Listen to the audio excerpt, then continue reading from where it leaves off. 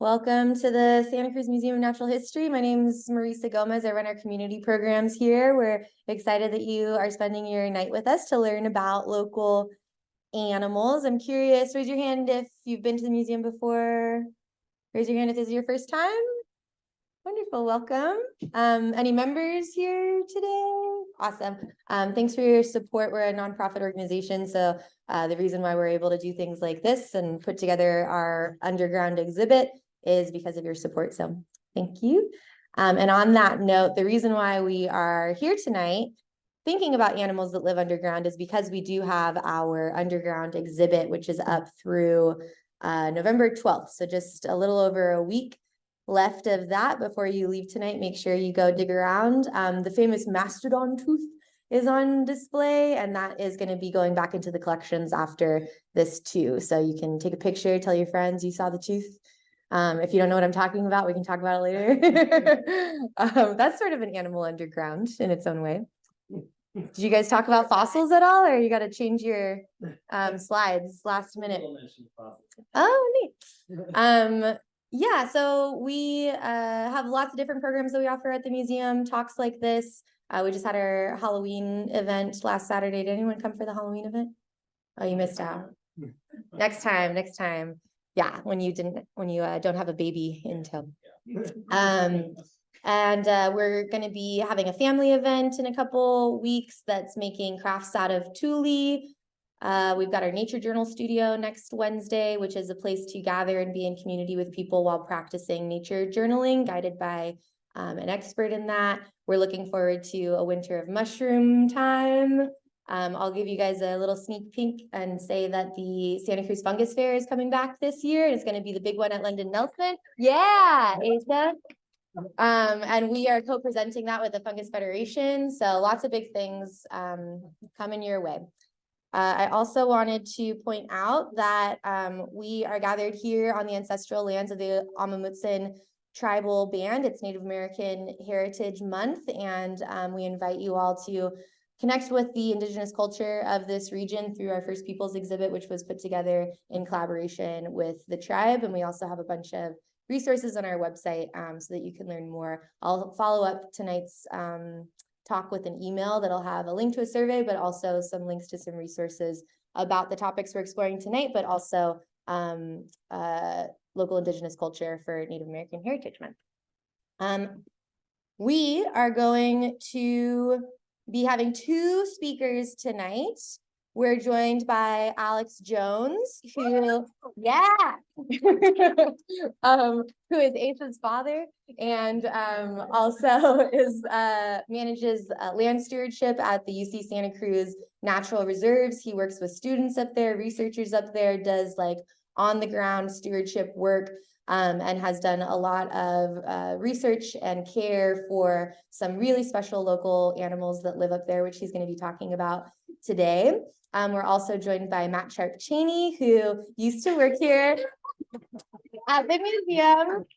When I first started here at the museum as a part-time education assistant, Matt was also a part-time education assistant with me. We started same spot, and he's gone on to do some really amazing things with Midpeninsula Open Space District, Regional Open Space. It's a long name. Midpen, call it Midpen. Yeah. And he's the wildlife biologist there. Just led a walk with us a couple weekends ago now, up at Henry Cowell, where we did some trappings for kangaroo rats, Santa Cruz kangaroo rats, and has a lot of experience with just so many amazing animals through his work with Midpen. So he's going to share some of those stories with us. So if you can help me welcome Alex Jones to the table. And also after Alex's talk, we can do a couple questions, but then we'll hand it over to Matt. And then at the end, we can do a fuller Q&A. So Alex. Oh, wait, Asa, sorry. Asa has something to say first. There you go.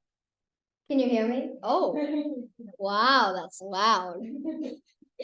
So, you can stand normal because you can hear you really good.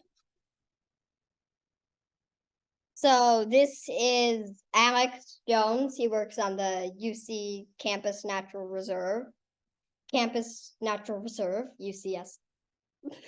Don't know how to say it. I'm reading the thing up there. And so he's going to talk about the Ohlone tiger beetle, and then he's going to talk about some organisms in the Empire Cave. So without further ado, let's give it up for Alex Jones. Thank you, my son, and thank you, people. It's not too often you get to clap for that particular name, especially around here, so thank you for welcoming me. So, yeah, thanks. It's really nice to be here. I too worked at the museum 20 years ago, just briefly on summer camp, and like wrote a little curriculum for when Neary Lagoon became like a tour thing. The museum makes great. Well, you know, the museum attracts lots of people who are curious about nature, like yourself. Like myself, I prioritize curiosity sometimes over like a ton of specific knowledge about things. So you'll see like some of the things I'm going to talk about today, I'm really interested, and I'm right there with you about wanting to learn more. So we're going to do this together. So this topic is partially legible there. It's called Rarity Underground, because some of the animals I'm going to talk about are extremely rare, found nowhere else on the planet Earth except for here in Santa Cruz County. So let's see. No, advance. There we go. Okay, so let's start with a quick story. Some of you might be familiar with this. While you're talking. Okay, cool. So, hi. Some of you might be familiar with this story, but back in the day when UCSC was first opening, they're building some of their first buildings, they built something called Applied Sciences. Are there any alumni in the building from UC Santa Cruz? So you might be familiar with Applied Sciences. It's been renamed Baskin Engineering. But at the time when they were building it and setting the foundation, they found a gigantic void, a hole in the ground, which made it so it was going to be pretty difficult to build a foundation for a building in that spot. So they brought in the cement trucks, and there was a 3-day pour of just truck after truck after truck trying to fill the void with concrete.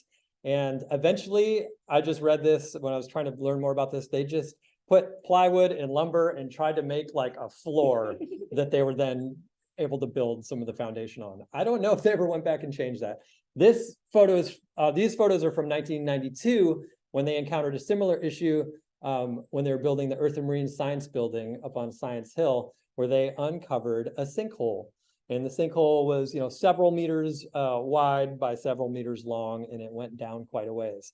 And in their exploration of this, they found in the gray on the upper, can you see the cursor? Yeah. So these gray spots were the locations of sinkholes, and they tried to figure out what to do. They were already pretty committed to this location and this spot, so they ended up injecting like kind of a slurry that would harden and fill some of these voids within the area. And this bottom diagram just shows the depth going down. I actually don't know the units on that. Tisk. Oh wait, what does it say there? So I mean, all right, feet. So going down, you know, you can see just the type of geologic hazards when you're thinking about building things. You could call them hazards that they're dealing with this in this area. So what they encountered was the fact that this part of the central coast of California has a pretty special type of landscape. It's known as a karst landscape, and this is something that forms in certain types of bedrock. It could be limestone, it could be gypsum.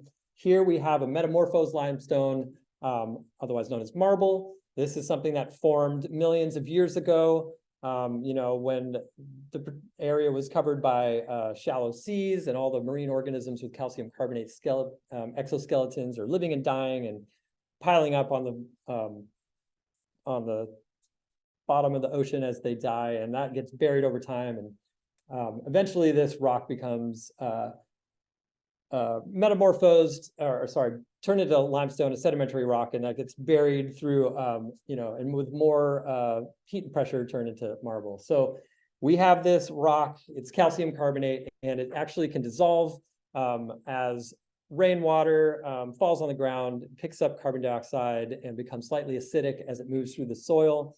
And when it gets into the cracks and fractures of this rock, it can slowly start to dissolve them and widen these channels And as that gets into the groundwater, essentially, where it's completely saturated, if there's a high enough concentration of the acid, it can start to enlarge those passages as well. So you get this subsurface flow. It's one of the reasons, we have these seasonal streams in some parts of the mountains here where it's just flowing during storm events. That's the case with several of the drainages at UC Santa Cruz. Is the rest of the time, the water's just traveling underground through this different bedrock cavities. On the left here is a recent mapping done as part of the UCSC. Actually, both of these are done as part of the campus's long-range development plan that was just approved for 2021 to 2040. And the bedrock map on the left here, all of this sort of sage green color is showing marble bedrock. And on the right, all the darker kind of brown splotches show the locations of sinkholes that have been detected on the campus, or other like exposure to karst, basically. So areas where there's unstable ground. So if you don't want to see a bunch of buildings on UCSC, there's one of the reasons there aren't buildings all over UCSC. So here we have kind of the developed core of campus is more or less right through here. So there's a lot of it. And they didn't know right away, as I mentioned. They found out the hard way in a couple of cases. So now they invest, do a little bit more investigation to determine where these they've mapped out some of these spots so they can be a little more thoughtful on where they put future buildings.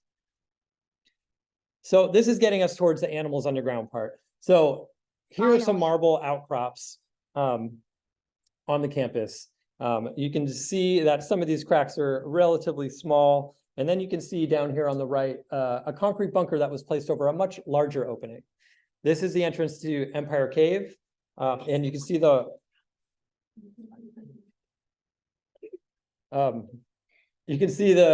marble bedrock outcropping that's all around it. So you might have heard, you might have seen yourself in person that we actually recently gated this cave. This is after watching this cave continually sort of deteriorate over time in terms of the impacts that people were having inside of it. It's not my first move to exclude people from nature as part of a broader effort and vision I have to get more people into nature.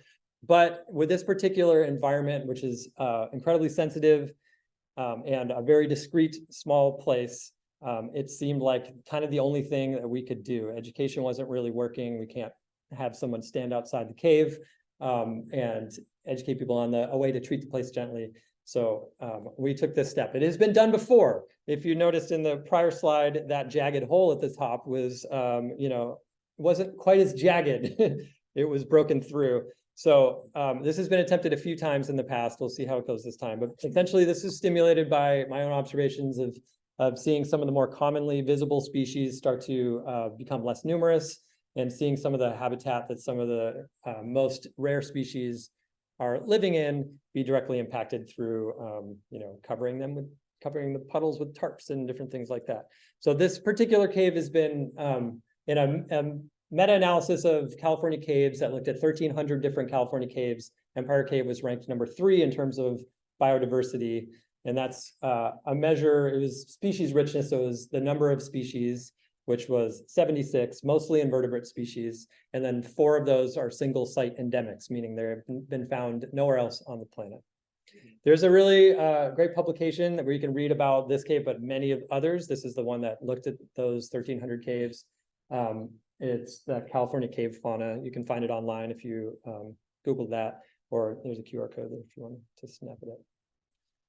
So here are just a few of the animals that are living in this particular place. You'll notice a lot of them are lacking pigment, which is common in a lot of these subterranean species. And these are species that very few people know anything about. I don't really count myself as one of the people who knows a lot about these things. If you try to research information about them, it is extremely difficult to find things. And you'll notice that all of these organisms that are just identified to the genus level, that's as far as people have gotten taxonomically.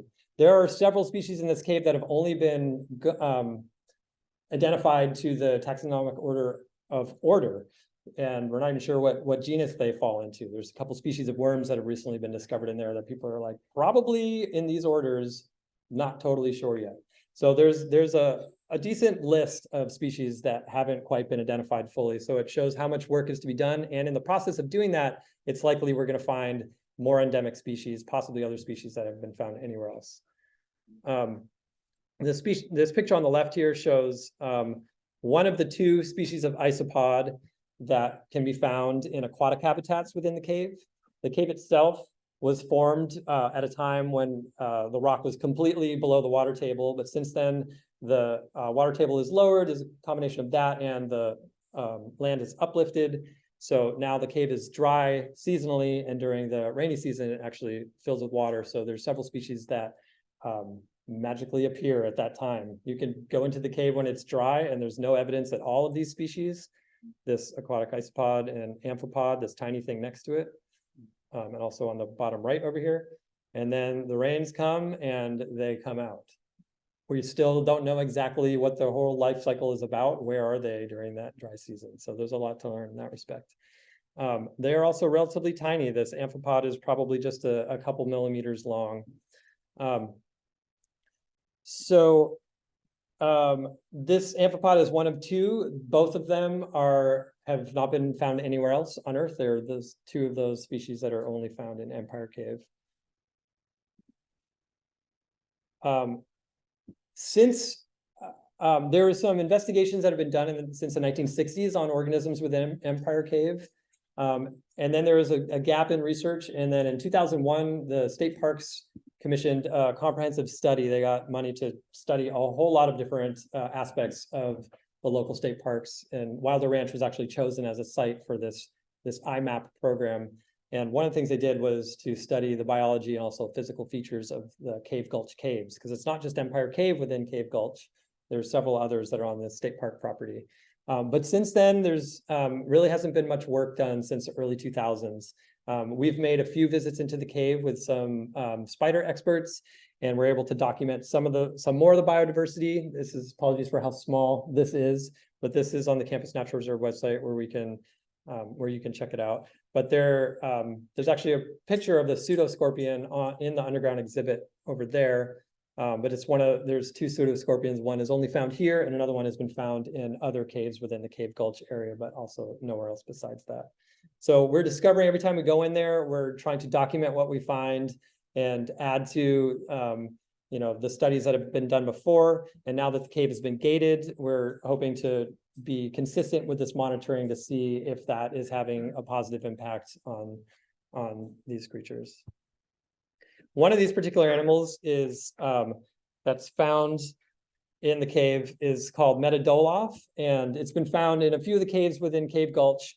And then there's a couple iNaturalist observations that there's one in Monterey County in a hole in the ground that somebody found. It was covered by a board.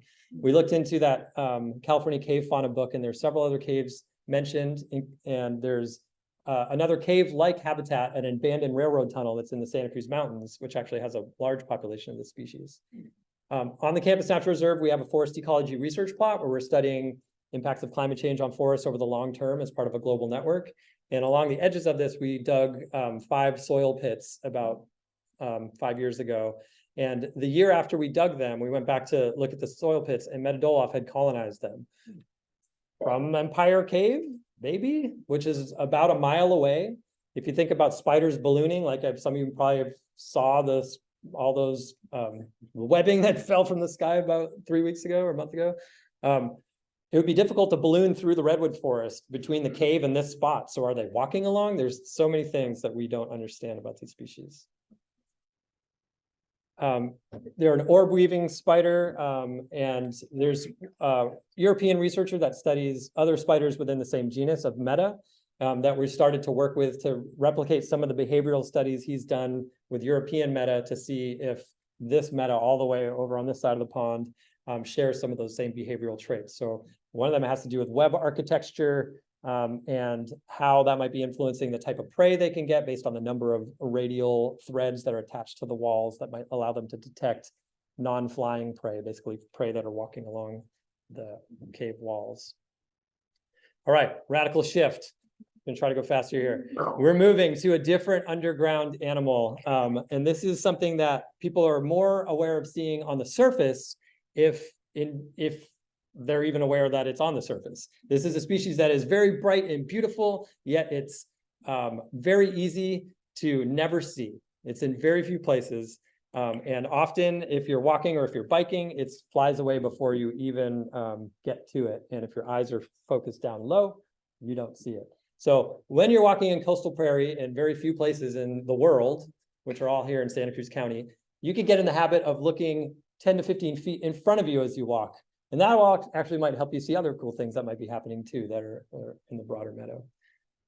So this is a federally, you want to do it? Okay, awesome. Yeah, all right, cool. This is a federally endangered species. Like I mentioned, it's endemic to Santa Cruz County. It's only found currently in about 6 different sites. There's a map in a moment that will show you that. But this creature has an interesting life history that is different from other tiger beetles that are found in North America. This one is active in the adults are active in the winter. Most others are active in the spring through the summer. This one comes out basically around late January to early February, and you can find adults until about early May. Their job when they come out is to eat things, mainly by catching them and snipping their heads off with their incredible mandibles and then consuming them. Also to mate, and they bask in the sun. They do all of this on bare ground. So they need bare ground for this part of their life cycle. When they're mating, the females are laying eggs in bare ground as well. And then the eggs are hatching into larvae, similar to the one at the bottom. That's not an Ohlone tiger beetle, but a different species of tiger beetle larva. And those larvae immediately drill down and excavate a cylindrical burrow into the soil that's perfectly round and often really swept out clean around the rim. They do a good job of maintaining the edge. They go through 3 different instar growth phases. They get bigger with each one. And the whole of their burrow, their larval burrow, gets bigger each time as well. So you can identify the growth stage based on the size of the burrow. And the larva will live and hunt out of these burrows through the summertime, through the fall, and some of them will plug their burrows and pupate and then emerge as adults next January or February. Sometimes they'll live for a whole second year as a larva, as a 3rd instar larva. Sometimes they'll even live for a whole 3rd year as a 3rd instar larva before they pupate and metamorphose into an adult. This is another species that very few people in the world know anything about, and we are still learning every single time we go out there. And mostly we're just coming up with questions that we want to find people to research, because there's so few people studying this that we need more capacity. There's a picture of what it looks like. This is not a Ohlone tiger beetle, but they look just like that when they're in their holes. This is kind of intimidating. Imagine walking around the surface of the ground as a tiny little invertebrate. This thing is lurking right at the top of this little hole, and it is ready to get you. That thing on the top is the prothorax, just like right at the base of the head, kind of, and then you can sort of see the eyes and the rest of it. Yes, go ahead.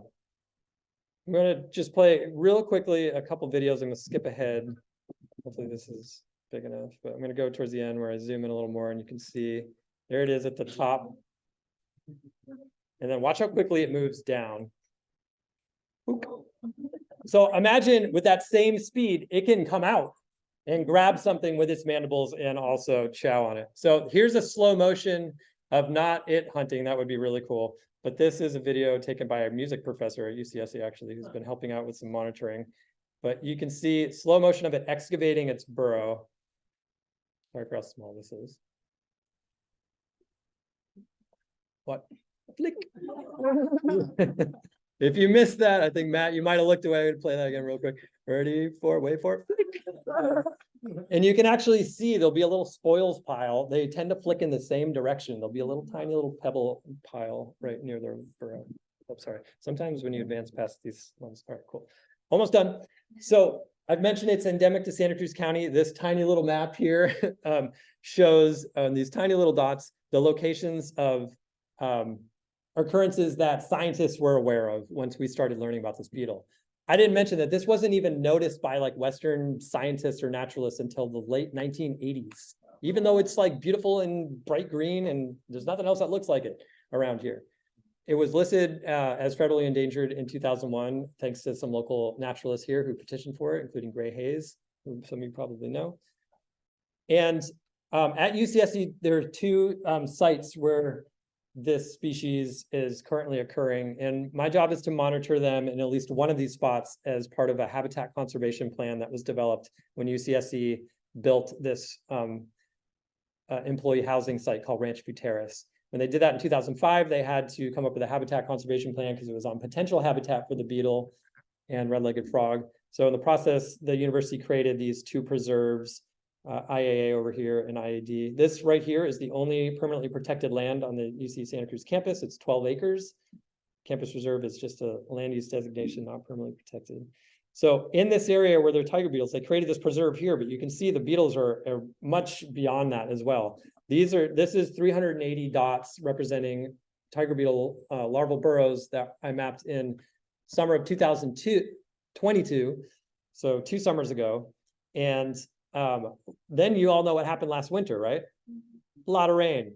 If you can kind of see on this, there's like pimply little light colored dots here. These are Mima mounds, this really fascinating geological phenomenon, and they're high ground. And in between the Mima mounds in this area, there's lowlands that get saturated with water when the rains come.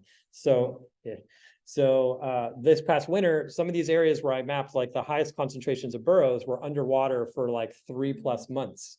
So the larvae that were either pupating or still like, overwintering as larvae were underneath water that entire time. And it's been shown that they can survive being underwater for shorter periods of time, but people have only really tested like a day or two. So I don't know what happened. All I do know is I went back this summer and mapped the same area and I found 3 burrows instead of 380. I don't know what that means. I would assume this isn't the first time this area has had a bunch of rain. This species has been around for a long time. So I'm trying not to freak out about it. Sorry. All right, you do it real quick. So at UCSC, we're doing a variety of management techniques to help this particular species. They need bare ground. So fire is one way to create that. It burns up the thatch that covers up bare ground. And the beetle has been shown to do well after fire. And some of my counts have been increased in the years after fire. Cattle grazing is also something that happens in that same Mima meadow to prevent the grasses from getting really tall, falling over and dying and covering up all the bare ground as well. Yeah. Did you say what they eat? Is it ants or what? They eat ants, they eat little tiny millipedes, they have lots of invertebrates of different kinds. They eat spiders, but it's not fully documented. It's a lot of small invertebrates though. And how deep were the burrows? I'm sorry. They can get about to 8 centimeters deep. So when you have a fire like that, they're deep enough usually that the soil doesn't get too hot. Hi, you're so enthusiastic. I love it. We've created some artificial scrapes so like to increase the amount of bare ground that's out there. That's been shown to be sort of effective. We actually had during the CZU Lightning Complex fire response, CAL FIRE bulldozed a huge strip through that Mima meadow that originally I was like, ugh. But then I saw tiger beetles using it afterwards. And I was like, well, that was like the biggest artificial scrape that I never would have had the guts to make. So thank you. It regrew within a couple months. It was amazing how quickly it got covered up. Bikes, there's an interesting relationship with bikes because beetles do get run over by bikes. But if you exclude bikes entirely, then the trails get covered with vegetation and the bare ground goes away and that habitat goes away. So we've tried to seasonally fence some of these off. And within a month or within 3 weeks, it was to the point where I had to take the fence down. It was too much. And Wilder Ranch does something because they have some populations too, where they have like a seasonal every other year, they'll change the direction of that bikes will go on either side of the fence. And it seems to work for them. When I tried it in my area, which is wetter, it was just getting too covered by vegetation too quickly. Previous coastal prairie managers were Pleistocene megafauna. I don't have a fossil, but I do have pictures of mastodons here. Also, obviously, the indigenous people were having active land managers for thousands of years on this landscape, utilizing fire to a large degree in coastal prairie habitats, and those things probably perpetuated this species, helping create bare ground. The megafauna was doing that just through their wallowing and their grazing and their trails that they would create. We participated in a translocation project where we actually, for 3 years, brought beetles from areas with bigger populations to a site where they had been extirpated. for 10 years they hadn't been there. So we're monitoring the success of that. And so far, it seems like they're perpetuating their own population right now. So it's the first time this has been tried with the species. So it's a little bit of a risk, but U.S. Fish and Wildlife Service was running it. And so far it seems to be successful. So I'm way over my time. You should pin me and save all of these bugs. And I'm not an entomologist, but I think it's a funny bumper sticker. So, thank you.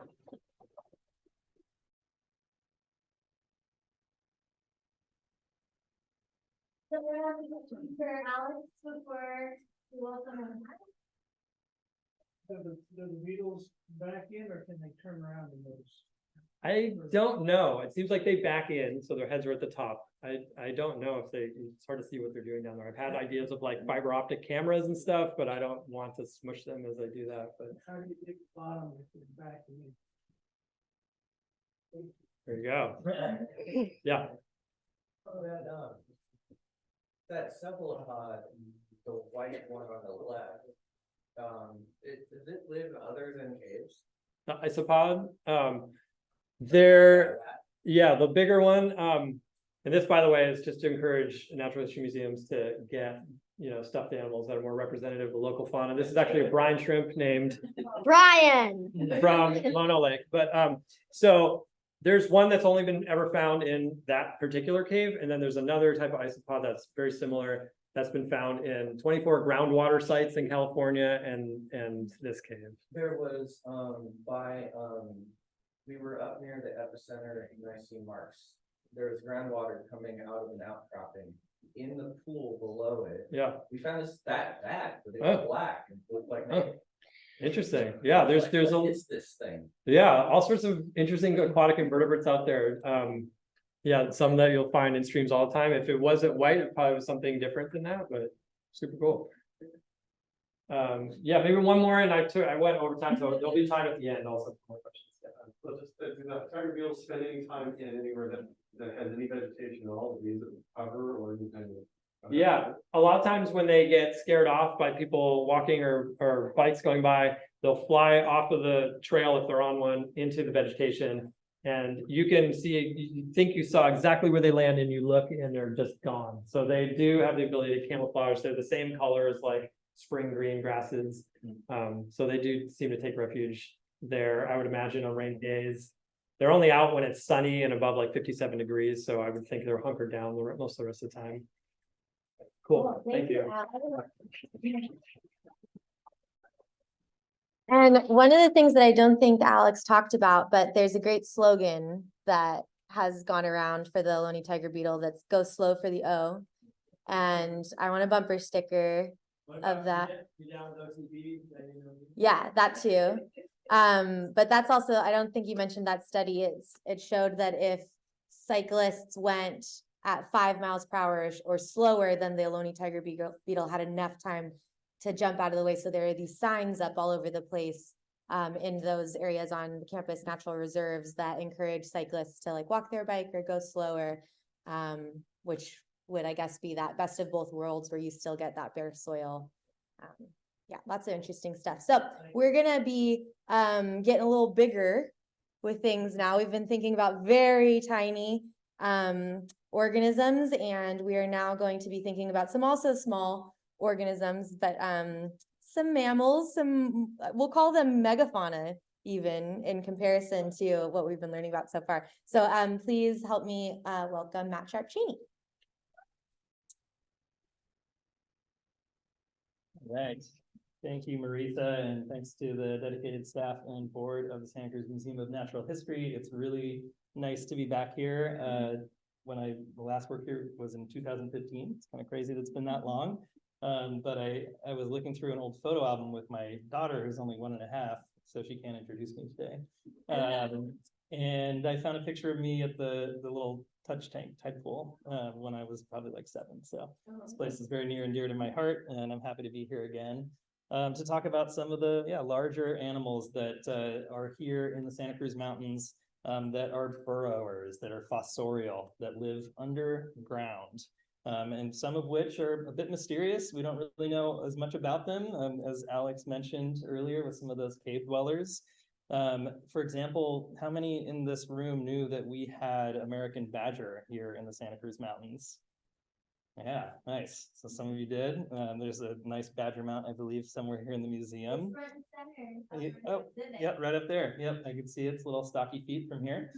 And we'll talk a little bit about American badger. We'll talk about some other kind of more common burrowing species and sort of the role that they play in the ecosystem. And we'll maybe talk about some species that maybe we didn't all know burrow into the ground. And we'll get into why they burrow, what are they doing down there, what's the purpose, and what does it mean to have burrowing species on the landscape for other wildlife. All right, so as mentioned, I'm a wildlife biologist with the Midpeninsula Regional Open Space District, and it is definitely a mouthful. I will be completely honest, I didn't know what Midpen was before I applied for an internship back in 2015. But if you're ever coming from San Jose over 17 and you look up and you see that funny little cube-shaped thing at the top of Mount Umanum, which is a radar tower, that's one of our biggest preserves. It's called Sierra Azul. I've worked with Midpen now for just about 9 years. And my tagline is, my name's Matt, and I work with bats, rats, and cats. So here I am with a couple of examples with our new state bat, the pallid bat, the hand for the new state bat. And then with the Santa Cruz kangaroo rat, the very rare endemic, critically imperiled subspecies. And then with some work that I've been doing with the Puma project with a mountain lion cub there. All right, so Midpen Open Space, our mission is to acquire a regional greenbelt of open space land in perpetuity, protect and restore the natural environment, and provide opportunities for ecological, sensitive public enjoyment and education. We also have a San Mateo County Coast mission, which is all of those things plus an agricultural component. We have 27 preserves that we manage, including the brand new preserve that we just acquired, which is Cloverdale Ranch, just south of Pescadero. I'm really excited about being able to work there. And we have over 70,000 acres of open space. All right, so let's get into scratching the surface here and kind of backtrack quite a long ways to 145 to 100 million years ago, when terrestrial vertebrates really started to excavate into the earth. And think about, why would they do this? So a couple of big reasons. Predator evasion is a big one. You could see one of these massive dinosaurs depicted here, with a couple of mammal-like ancestors to some of our current placental mammals, digging into the ground to stay away from those predators. The other big thing is thermal regulation, right? So you can see some volcanoes going off in the background there, some climate change activity. Staying underground allows you to regulate your temperature. It's often cooler underground during the day and warmer underground during the night. So that's a big benefit if you want to have stable temperatures. And then the other big thing is seeking food, right? So looking for insects, other food, other animals that they might eat, and then raising young in a nice stable environment. So this illustration shows some of those ancient animal forms that are similar to modern day mammals, but may not actually be related. So I'll zoom in on a couple. These are two new fossils described, the burrowing animals that were recently found in northeastern China. One is actually on the top, a mammal-like reptile, and the other is a distant cousin of modern placental mammals and marsupials. And these are both what's known as scratch burrowing animals. So they're using their claws and their teeth to move soil and excavate into the ground. And they showcase some really great examples of adaptations for digging. Just like that badger over there, they have elongated claws with scooped shovel-like ends. They have short, powerful, stocky limbs used for moving soil, short tails for improved maneuvering underground. And then they have actually, a lot of them, additional vertebrae for an elongated body plan that allows them to navigate and twist through long tunnel networks. All right, so now we'll get into some of our local fauna that we'll highlight. One is the broad-footed mole. They make little nests of grass and leaves in little tunnel networks that are usually less than a foot deep. So not digging super deep, but they are insectivores. So they're out there hunting for insects in the leaf litter. And if you've been out and about, you may have seen them on some of the trails. They are actually really fiercely territorial, which is kind of interesting for such a tiny little thing. But they will go after other members of their species to get them out of their territory and protect the insects that they claim. The other here that looks a lot like the broad-footed mole, but it actually is not. It's an American shrew mole, which is another one that maybe not everybody knows we have out here. They also dig kind of shallow burrows about 1 foot in depth. And they can also burrow and hide under logs and in rocky crevices and things like that. And they also make nests that have consist of little damp leaves and an underground burrow, and occasionally may nest above ground as well. All right, so we're not just going to talk about mammals, even though I focus a lot on mammals. So here's another one that maybe not everybody knew we had here. This is the Blainville's horned lizard. And they actually used to be a lot more common in our region, in particular in the sandhills. I remember my dad telling me stories of when he was growing up in Scotts Valley, and he would catch these guys and they would shoot blood out of their eyes as a defense strategy, which is a pretty amazing behavior. But we do have them still here. There's a couple preserves where we find them. And interestingly, one of them is the new area where we have just recently found Santa Cruz kangaroo rat. And they actually do utilize the burrows of other animals for thermoregulation, but they do dig their own burrows as well, in particular for laying eggs. They lay about 8 to 12 eggs in a little shallow burrow, usually in the springtime. All right, so we're also going to get into some avian species. So there's some other insectivores. This is the bank swallow, which is actually a state-listed threatened species. And this was taken up near Año Nuevo, right along the beach cliffs there. And these species will excavate into the cliffs, and they'll dig burrows up to 5 feet long with a tiny little nest kind of cupped inside. And both the males and females will help to excavate the burrow and help care for young. And they're big colonial nesters too. So they'll be grouped in together with a bunch of other individuals, and they'll actually synchronize when they lay eggs and when the young are born to help with predation evasion, right? Safety in numbers. All right, so some other more common ones that I think most people are familiar with. We have the California ground squirrel here, and then the Boda's pocket gopher, the chagrin of many gardeners out there. Just for some information on what they do burrow-wise, individual ground squirrels can dig burrows 5 to 30 feet long and up to 4 feet deep. And many of these species that we're talking about, ground squirrel and pocket gopher including, are actually pretty neat and tidy with their burrow system. They will have an area that's kind of a larder where they store vegetation that they can eat. They'll have an area that's used for going to the bathroom, and then they'll have an area that they use for raising young. So pretty fascinating what they're able to do down there. And then, often we don't really like these species because they can undermine buildings, they can damage agricultural areas and gardens. And actually, there was a pretty serious effort in the 1918 World War I era to eradicate ground squirrels from the state of California. So this was a state-run effort where they were actually had a bounty on ground squirrels, and they were giving poisonous barley and gas tablets to school children to go and poison burrows, which would kill the ground squirrels and anything else that was living in those burrow networks at the time. And ended up being a pretty effective strategy, actually, for removing ground squirrels. And we'll talk about how that may have impacted some of the fauna we have in the Santa Cruz Mountains today. So this is some iNaturalist data that I pulled in.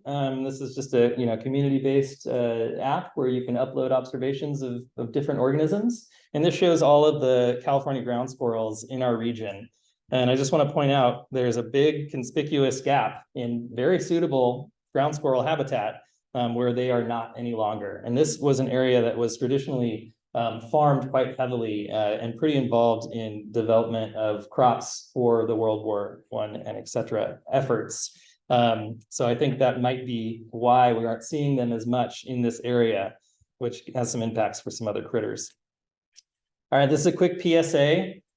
This is an issue that we've dealt with at a lot of our preserves that are surrounded by developed areas. In particular, this is Rancho San Antonio, where we've had multiple coyotes and bobcats that have come and shown up with mange, which basically, when we see that, we assume that they could be exposed to rodenticides or rat poisons. So in this graphic, you're seeing that coyotes can travel up to 10 miles, bobcats up to 3.7 miles, I believe, from the point of interest, in this case, Rancho San Antonio. So people using rat poisons even as far away as Menlo Park could be impacting species in open space. So we just want to let people know that rat poison is not the thing to do. And if you have the opportunity, using manual traps or excluding rodents from your structures is a much better way to go, so that we can support our native rodent control in the form of coyotes, bobcats, foxes, owls, hawks, etc. All right, some other interesting digging species. We have here the southwestern pond turtle. It's recently split into 2 separate species, and a nest that I found a couple of weeks ago in La Honda Open Space Preserve. And these turtles are our only native terrestrial turtle in the state of California. Not a tortoise, not a sea turtle, but our only native terrestrial turtle. And despite the name pond turtle, they actually do utilize streams and creeks, etc. as well. But they will basically move upland from the water source that they're using and find a nice grassy spot and excavate. They'll actually hold in their urine for a long time and get their bladder nice and full, and then they'll urinate on the ground so that it's nice and muddy, and then dig a couple inches down and deposit their eggs. And then a few months later, these hatch and tiny little 1-inch turtle neonates pop out. And you could see like a little hole in the corner there from where the turtles popped out and moved. They're dealing with a lot of impacts from a shell pathogen that's recently been discovered in California. So we're a bit worried about them. They're also dealing with a lot of habitat loss issues that many species in our region are dealing with. Another little fun fact about western pond turtles is that they are actually able to swim down to the bottom of ponds and creeks and streams in wintertime, excavate down, cover themselves in mud, and stay in that position for weeks or even months while breathing through their cloaca and going into what's known as brumation, which is kind of like hibernation. And they can do that for extended periods of time without having to come up to the surface to find food or breathe, which is pretty cool. All right, we got our striped skunks. I got one over here next to me as well. Actually had a pet skunk when I was a young man. Don't recommend it. Also illegal. Maybe I shouldn't say that on a recorded event. Yeah, I can edit that part out, please. But yeah, these are also burrowers. They have long, elongated claws, similar to a badger, but just much smaller. And they usually moving around and digging to the grass, and they'll make these tiny little 4-inch long conical shaped excavations where they're looking for invertebrates typically. They can also dig their own burrows that they use as den sites, but they'll use other burrowing animal dens as well.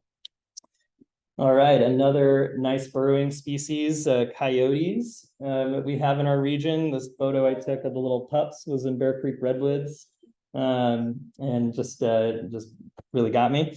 But yeah, they will excavate their den sites, and other than when they're taking care of young, they actually don't sleep in dens. When they're taking care of young, they will excavate up to 15-30 feet into the hillside, into sandy soils. And both the males and females help to excavate, and they usually pick a spot with a lot of shrubs and brushy cover, so you can't tell where they're coming and going. And they will also expand other animal burrows. So they'll, chase after some ground squirrels, have a little snack, make a little den, make use of what's available to them. All right, so now we're getting into badgers and our carnivores that exist in our area. So these are obligate carnivores. They are really eating almost entirely meat. So they're out there catching pocket gophers, ground squirrels, voles. They're eating birds, reptiles. They actually will come back to burrows that they've excavated and wait for things to move in, like snakes, etc., and then come back again weeks later and move through and have a snack. So they're pretty amazing. And the term badger actually refers to that white stripe along the face, and each one is actually distinct. So you can actually tell individuals apart if you've got like a good camera grid system. You get a good picture of the face. You can tell one individual from another by their distinct facial markings. And they can tunnel very well. They are one of the fastest tunnelers in the world in terms of wildlife, and they can tunnel up to 70 feet burrows and up to 10 feet deep. So they use really large complex burrows, much in the same way that the ground squirrels and the pocket gophers do that we mentioned earlier. They have den site burrows that they use more often and will stick with for a period of a couple weeks before moving the young to other sites. And then they also just excavate after prey. So you'll find digs with big tailings, big piles of dirt, where they've been running after ground squirrels and gophers, etc. Here's a video that was taken by Post. Let's see if it'll play for us. Maybe. Ah, darn it. All right, well, apologies that it won't play, but I can describe for you what happens. So there's an interesting mutualistic relationship between coyotes and badgers. They'll actually hunt together. So they'll take advantage of their hunting strategies. The badger will excavate underground, going for critters underground, and the coyote will stay above ground. And as those critters try to come back up, it'll try to grab them and force them underground or catch them and get a good meal. And it actually improves the success rate for both the badgers and the coyotes. And so they'll stick together and travel together, actually. And this image is a Coyote Valley that was taken by Post. And eventually, if we could see the video, a little badger waddles over. The coyote and badger kind of jump and frolic for a second, and then they walk through the culvert together. So it's fantastic. It's only a couple seconds long. I definitely, yeah, we can look it up. It's really great. But yeah, some example of some relationships between a couple burrowers here. So Midpen, we actually conducted a study looking at the diversity of badgers and the distribution of badgers across the San Francisco Peninsula. And our goal here was to try and conserve the species because they're dealing with habitat fragmentation and a loss of the grassland habitat that they require in order to survive.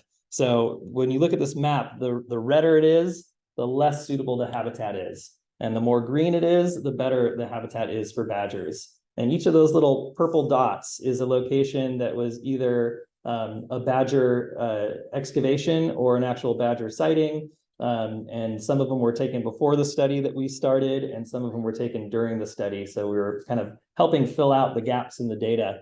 But you can see right here in Santa Cruz, probably up around UCSC, we have some badger observations here. And we found that that corridor along the coast is actually really important for them.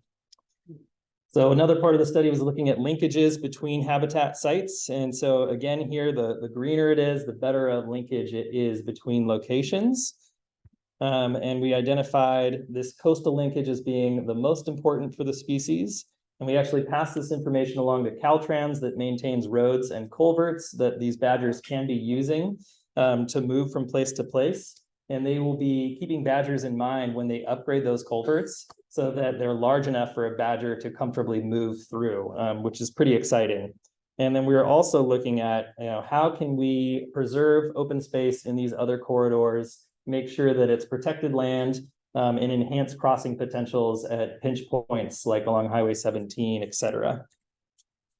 We also looked at the genetic diversity of badgers, and unfortunately, we're not able to get a large number of samples in the peninsula, which doesn't bode very well for the species. Unfortunately, here we're only able to get 11 total samples by using hair snares. It's pretty hard to actually get a little piece of a badger to send back for genetic analysis. But when comparing them to other local populations, we found that they were much less genetically diverse, more isolated, and had a small and inbreeding population.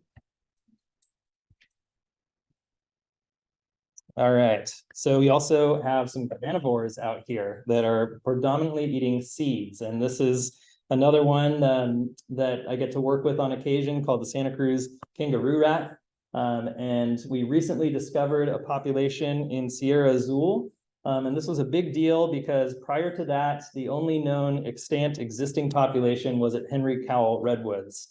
So of course, any species that only has one population is at extreme risk of extinction.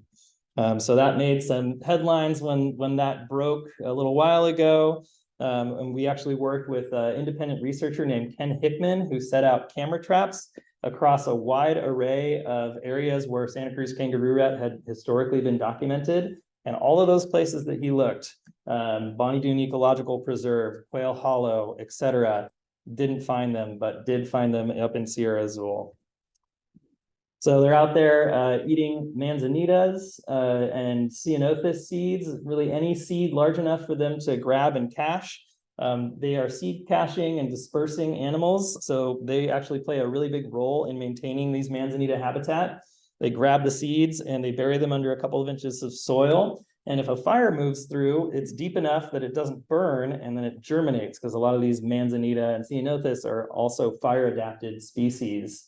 They also excavate smaller, 5-inch deep burrows that they use for thermoregulation and avoiding predators and raising young. And they are nocturnal, so they're only out at night. One of the reasons why we think they went unnoticed for such a long time in some of these areas is just their behavior. This is an example of the habitat in Sierra Azul. You can see it's very open and sandy. They like these ancient Eocene sandstone formations that have really friable soil. Backtracking to this picture, so you can't even see the front limbs of this kangaroo rat because they're sort of tucked away. But they are very, very tiny little T-Rex arms, essentially, is what they look like. So for a burrowing animal, they're not super well adapted to burrowing in a variety of substrates. They need loose, sandy soil to actually be able to dig their burrows, and there's not a lot of that out there. So this map shows all of the locations where we have captured kangaroo rats within Sierra Azul. And just for context, this is basically southeast of Lexington Reservoir. And a couple things I like to point out here. One, these populations are pretty small. For example, the area that we caught the most to date was only 14 individuals, and that was in area 7. And then we've got a lot where we're only catching single, maybe 2 individuals. And each of these populations is very far apart from each other. So a bit concerning when you're thinking about the resiliency of the species. On the plus side, we have caught one individual at multiple trap locations that moved over 200 meters, which is quite a ways for such a small animal. And at Henry Cowell, they were able to perform some habitat enhancements that we'll talk about a little later, and get kangaroo rats moving over a mile into this newly established habitat. So they can relocate, and I'm hopeful that we can do some modifications and keep them on the landscape here in Sierra Azul. So what is the issue in Sierra Azul that they're dealing with, and really just kind of everywhere? It really is very closely associated with fire and fire suppression. Like I mentioned, they're fire following, and we've done a lot of fire suppression here in the state over the past 100+ years. So if you look at these aerial photos, you can see from 1993 to 2019, how much that habitat has closed up and how that open soil, sandy soil has disappeared. And what we have is a bunch of knobcone pines encroaching in and basically choking out that mountain chaparral habitat that the kangaroo rats rely on. So in order to deal with something like that, we can look to our partners at Henry Cowell at State Parks. Portia Halpert and Tim Highland have done some fantastic work from 2011 to present. And this is an area right near the viewing platform if you come in through the campsite at Henry Cowell, and some of you might be familiar with.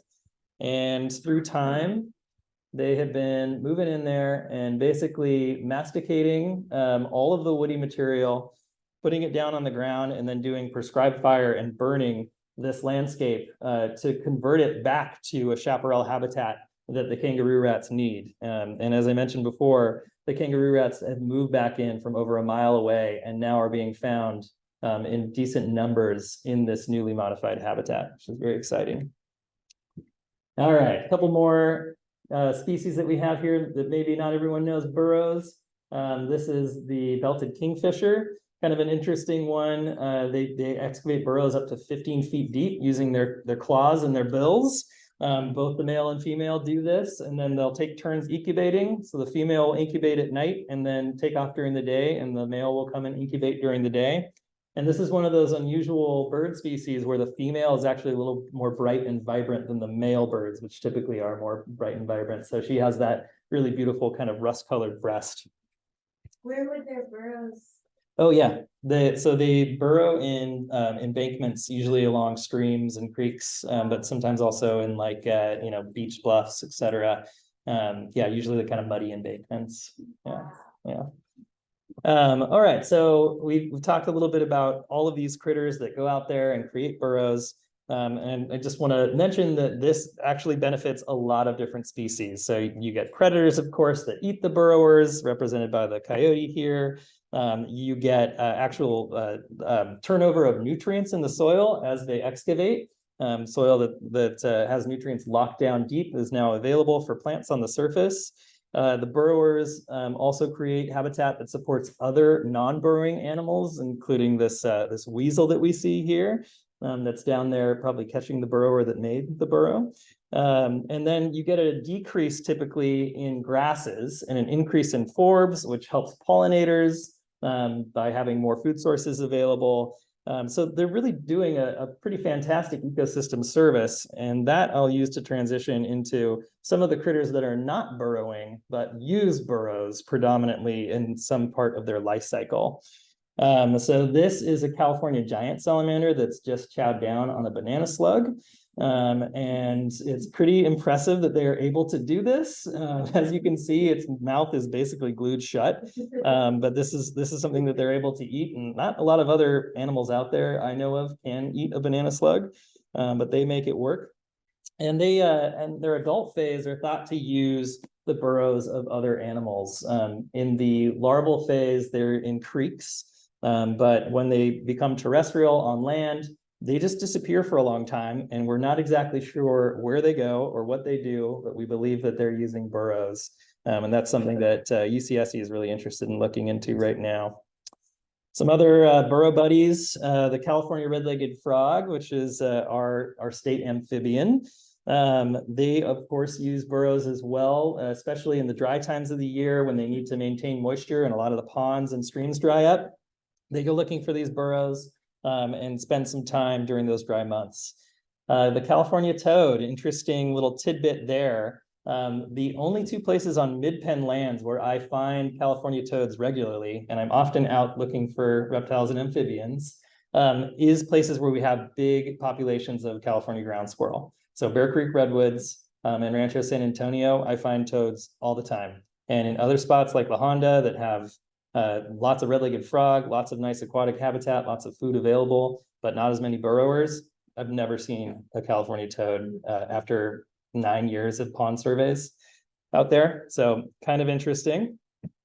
Other burrow buddies, the maybe not so aptly named burrowing owl. They don't really burrow themselves. They rely on other burrowing critters like American badger, California ground squirrel, coyote, etc. But also have a very close-knit mutualistic relationship with those animals, and is a state species of special concern that don't typically nest in the Santa Cruz Mountains anymore. You can find them nesting during the breeding season in the East and South Bay, and they used to historically nest in the Santa Cruz Mountains, but now we only find them overwintering here, which is kind of interesting.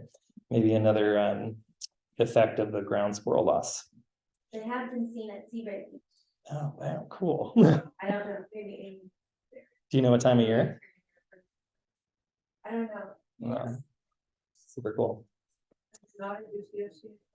I think they are showing up on occasion in the winter, but the last time I heard from Gray, he said it had been a couple of years. Gray Hayes. Couple other species. A lot of snakes use burrows. It's a nice, convenient place to go find prey.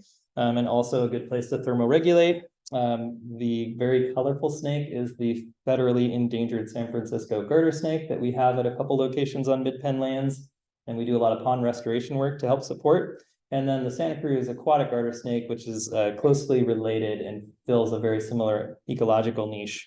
They will use burrow systems for looking for food, thermoregulation, and then as a winter hibernacula site where they basically go inactive for a period of time. And then you have to have the question marks when we're talking about, burrow buddies. It's not always that great of a relationship between the burrower and the burrow user. So here we've got long-tailed weasel chowing down on a California vole that it's caught inside of a burrow. All right, I'll wrap up here shortly, but I want to get into some info on some cave dwellers because, we are also thinking about caves and not just burrowing. This is one that I really love and I get to work with on occasion, called the Townsend's big-eared bat. These are moth specialists. They like to forage along the edges of oak woodlands, and they are cave adapted. So they're the one that people see most often when someone sends me a picture of a bat, because they roost like just right out in the open on the ceiling. They aren't tucked away in crevices like a lot of other bat species that we have in our area. So sometimes people shoot me a text and say, I found this bat. It's like hanging out. It's like not moving. Its ears are curled back and it's the middle of winter. What's going on? Is it dead? And it's basically, a Townsend's in a hibernacula in a torpor, going inactive for the wintertime. So they're pretty conspicuous, but they're actually quite rare. They're a state species of special concern, and they were once a candidate species for the Endangered Species Act. And yeah, they predominantly roost in caves or cave-like analogs. So the big one around here, other than the karst cave system that Alex mentioned earlier, is actually redwoods.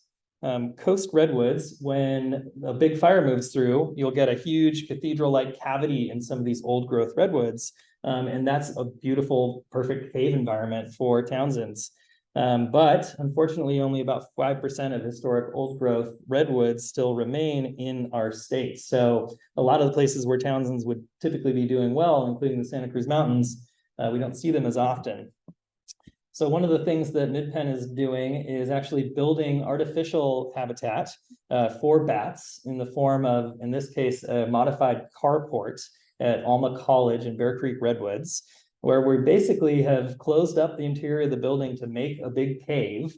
And we've put a lot of these crevice roosting structures called bat boxes on the exterior for other species like big brown bat and myotis, et cetera, to use.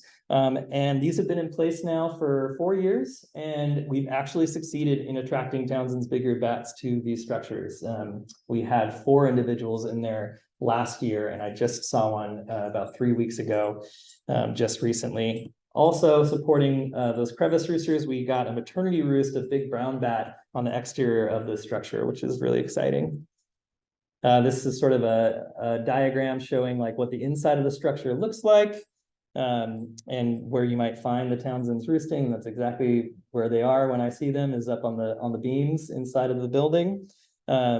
This is pretty exciting. As far as we know, this is the only time anyone has modified a structure for Townsend's and succeeded in attracting them. All right, so I'll finish up with the best burrowers of all. No, not hobbits.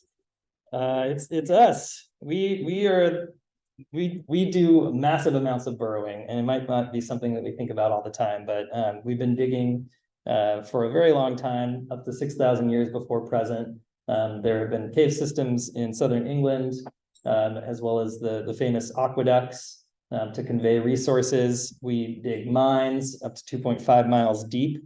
And then as a reference to something local, we have the Summit Tunnel, which pops out at Wright Station, which is a former township that's not there any longer, just south of Sierra Azul.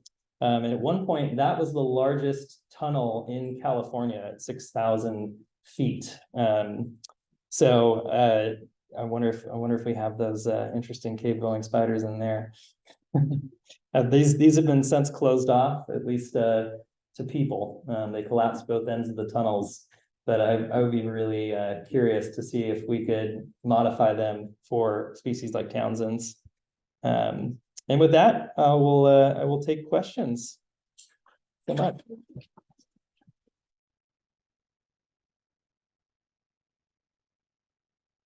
Problem with air and you then put deep tunnels. Yeah, that's a good question. Yeah, not that I'm aware of. Yeah, apparently there's enough circulation, and they will, like badgers will dig multiple entrances and exit routes. So there's probably airflow moving through. But yeah, no, nothing I'm aware of that where they've run out of oxygen in the tunnels. What kind of habitat would you most likely see badger burrow? Grasslands. Yeah, yep, grasslands, coastal prairie. And they're very distinct. Like you get a tailing pile that can be like 8-9 feet across. The burrow itself is longer than it is tall, because they're very like footstool shaped critters. And you'll see that the scratch marks are kind of along the outer edges of the burrow. Whereas with a coyote burrowing, it's usually right at the bottom of the burrow that they're mostly scratching, kind of like your dog in the backyard burying a bone.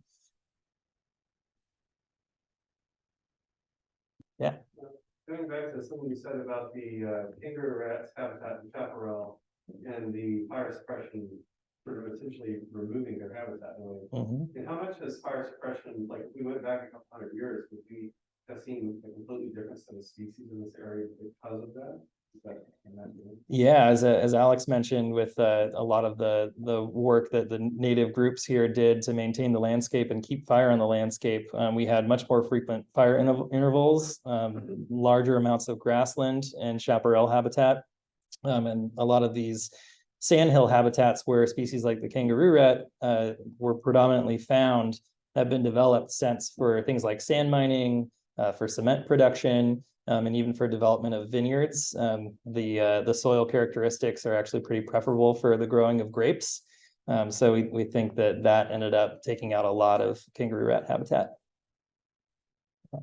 Yeah. Did you say that Tim Highland was involved and who that was the project that Henry? Yes. Yep. Okay. Yeah. I noticed, I wasn't sure, sadly to that, but you didn't mention ringtails.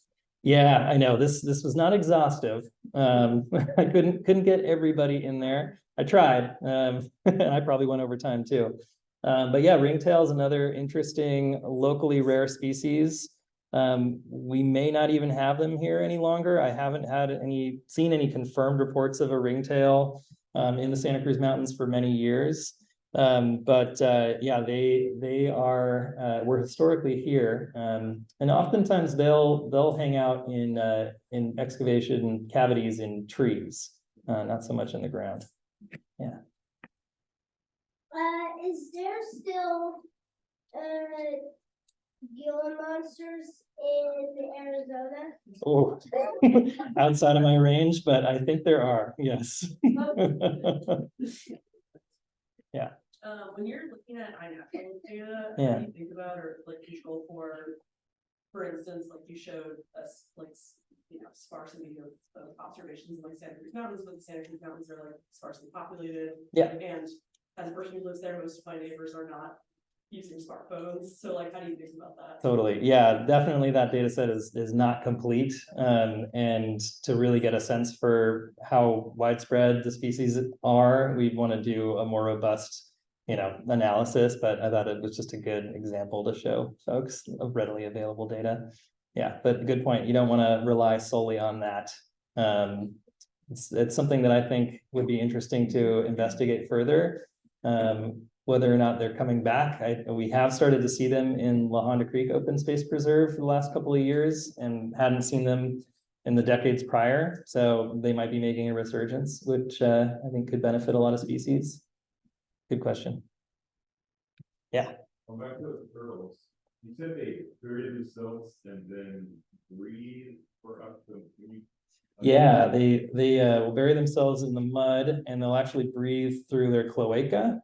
Which is like a combined reproductive tract and all that other business. Birds have the same thing, cloacas, so they defecate, urinate through the same orifice, and they're actually able to pull in oxygenated water and pull the oxygen through the membrane in the cloaca and stay down there and breathe that way. Yeah, breathing through their butts, people say.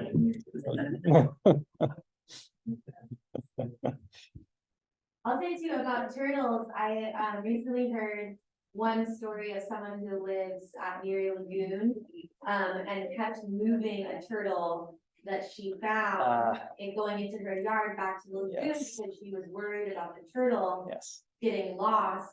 But the theory is that the turtle might have been laying eggs Yeah.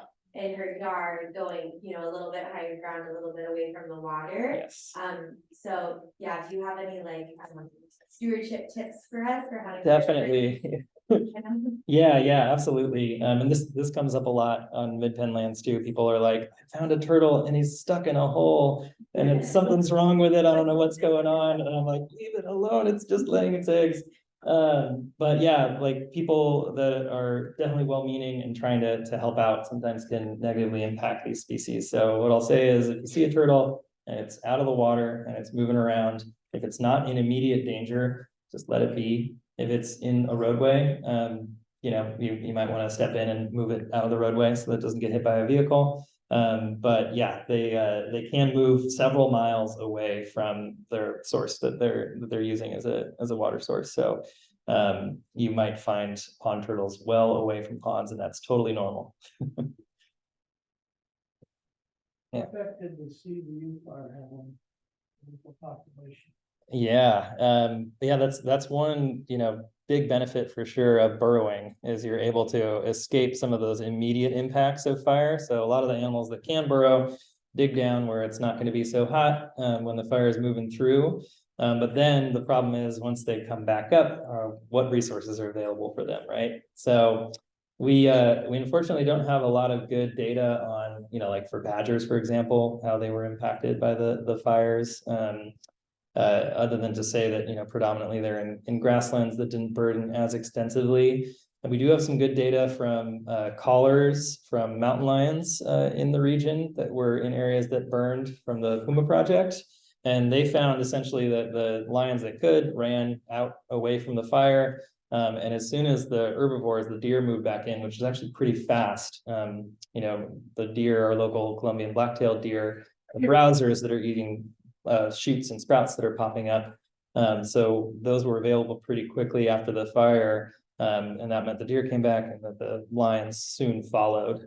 But yeah, the burrowers that have a long enough, you know, big enough home range to basically burrow underground, stay safe, come back up, and then move along to suitable habitat probably did pretty well. Other smaller animals, maybe not so much. Yeah. Also, I think Alex is still here too, so if anyone has any questions for Alex or Ethan, for that matter.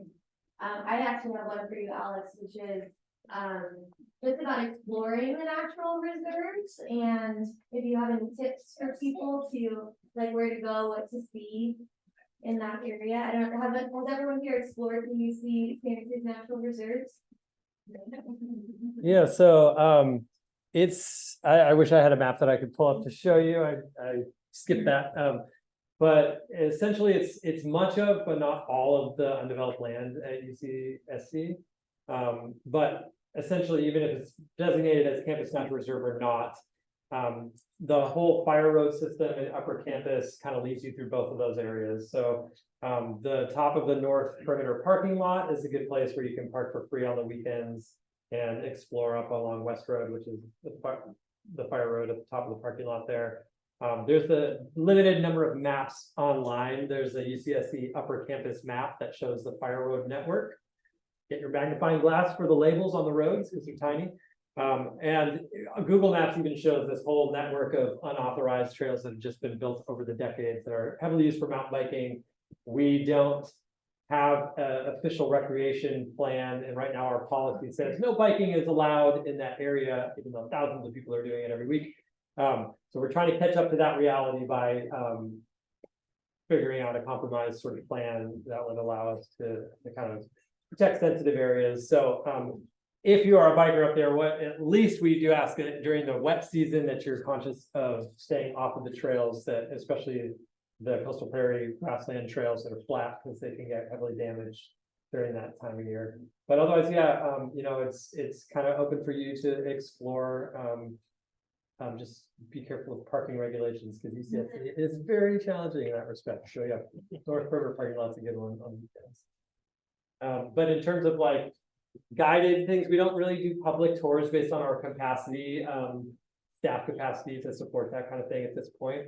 But Younger Lagoon Reserve is another UCSD natural reserve that's at the coastal campus down near the Seymour Center. And they lead a monthly tour of the lagoon area that you can sign up for.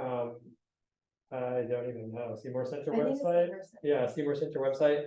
And also if you join the Santa Cruz Bird Club, you can get access to an overlook of the lagoon itself for birding, because there's stuff that shows up. So those are the two more local sites that you can check out. Any other questions? All right. Oh, that last question. If I wanted to maybe bait a game cam to see if I can see a population of ringtail where near Lockheed, what would I put there? That's a good question. We've been monitoring for ringtail. We don't typically bait for ringtail. And the reason for that is you're probably going to bring in a lot of other things. They eat a lot of things. Yeah. Yeah. So we try to minimize the amount of times that we bait for really anything. We do bait for K-rats using sterilized sunflower seeds that aren't going to germinate after we've put them on the landscape. But yeah, for ringtail, I would basically try to find rocky habitat near streams, and I would be careful to orient my camera up as much as possible because they're highly arboreal, right? So it's going to be hard to catch them right on the ground. And if you find one, let me know. Supposedly there was, who knows credibility, it seemed like a relatively credible sighting from a local birder over at New Brighton State Beach. Oh, Kind of along like the railroad tracks on that side of the hill. whoa. That was a few years ago now. I went there a few times and Yeah, you know, dusk and dawn kind of thing, but Yeah. That'd be really cool. Yeah. I feel one of them too. Yeah. I'll connect you. Okay. Yeah, any recent ringtail observations we're very interested in. Yeah. All right, well, let's give one last.